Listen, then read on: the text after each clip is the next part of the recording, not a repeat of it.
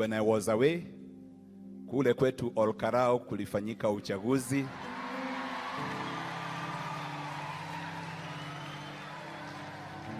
Bwana asifiwe sana. Na atili sasa watu, unajua sio watu wengi wanajua mahali unatoka. Kule kwenu kunaitwa Agatutui ama Kuisero. Hebu uliza jirani, wewe unatoka wapi? Ambia jirani yako Apostle anatoka Olkarau. Haleluya. Zamani ningesema natoka Olkarau, watu wako wanajua Olkarau ni wapi. Na you know, petty politics aside, but I can tell you Olkarau has brought a political earthquake. Unajua hii earthquake imekuja namna gani?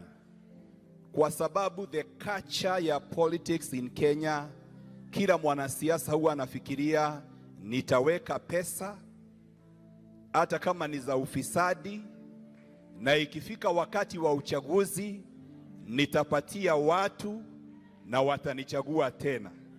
Nataka nikuambie hii sio mambo ya wale wako mlengo gani ama mlengo gani, wote wanatetemeka. Wanauliza hawa watu wanaweza kataa pesa zako? Praise the name of the living God.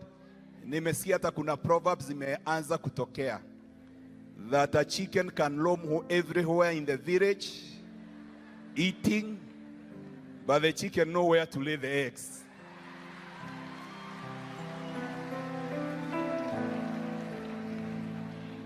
Bwana asifiwe sana.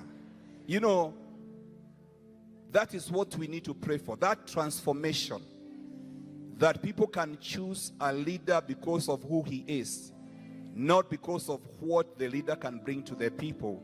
Especially, they have also said that you don't feed your donkey when you want to ride on it. You need to feed it continuously so that wakati utahitaji haitarusha mateke. Na kwa hivyo hiyo ni jambo ambalo litabadilisha mwelekeo wa kisiasa katika taifa hili, na tutaona viongozi wanaochaguliwa hata kama hawana pesa, wachaguliwe kwa sababu they have the values, they have the capacity to be able to lead. Praise the name of the living God. Na pia jambo lingine niliona ni ya kwamba, you know, take home, ni ya kwamba kumbe watu kuna ile inaitwa people power. Wanaweza kulinda kura zao, wanaweza kuweka amani. Hey, paka raia wanasacha askari. We, mambo inabadilika Kenya. Jina la Bwana lipewe sifa.